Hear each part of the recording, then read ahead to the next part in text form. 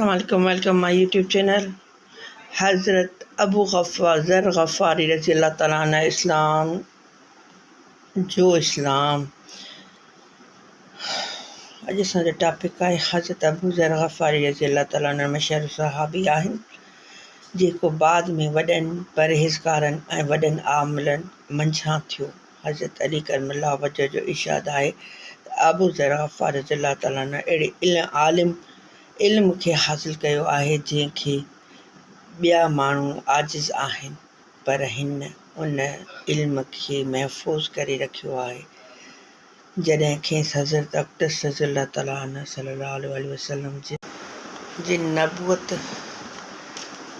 जो पहिरियों दफ़ो ख़बर पई ऐं हिन पंहिंजे भाउ जी हालत खे मालूम करण जे लाइ मके मोकिलियो त जेको शख़्स उहा दावत करे थो त मूं वटि वञी अचे थो ऐं आसमान जो ख़बरूं अचनि थियूं, उन जो हालतूं मालूम करे उन खे कलाम खे गौर सां ॿुधे अचे।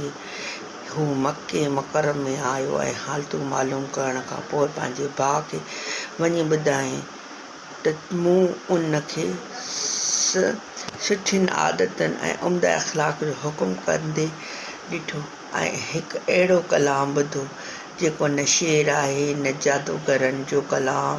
अबू ज़र रज़ी अल्लाह ताला अन्हु जी इन समूरी ॻाल्हि खे तसली न थी, तंहिं करे मां सफ़र जो सामान तयारु करे मके पहुतो ऐं सिधो मस्जिद हराम में वियो।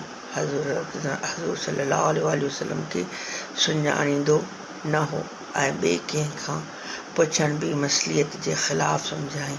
शाम ताईं इन हालत में रहियो। राति जो हज़रत अली करमल्लाह वजह ॾिठो त हिकु परदेसी मुसाफ़िर आहे। मुसाफ़िर ग़रीबनि ऐं परदेसियुनि जी ख़बर खैरी ऐं उन्हनि जी ज़रूरतुनि खे पूरो करणु उन सॻोरनि जी ज़िंदगीअ जो मक़सदु हो। तंहिं करे खेसि पंहिंजी घर वठी आयो ऐं त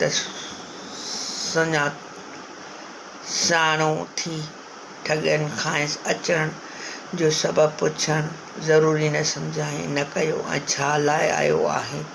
मुसाफ़िर बि पाण कुझु ज़ाहिर न कयो। सुबुह जो वरी बि मस्जिद में वियो ऐं समूरो ॾींहुं हालत में गुज़ारियो, छो जो खेसि पतो पियो त कंहिंखां का पुछा कयाईं ग़ालिबन उन जो सबबु उहो हूंदो त हज़ूर पाक सल्लल्लाहु अलैहि वसल्लम दुश्मनी जा किस्सा तमामु घणा मशहूरु हुआ। पाण सल्लल्लाहु अलैहि वसल्लम संदसि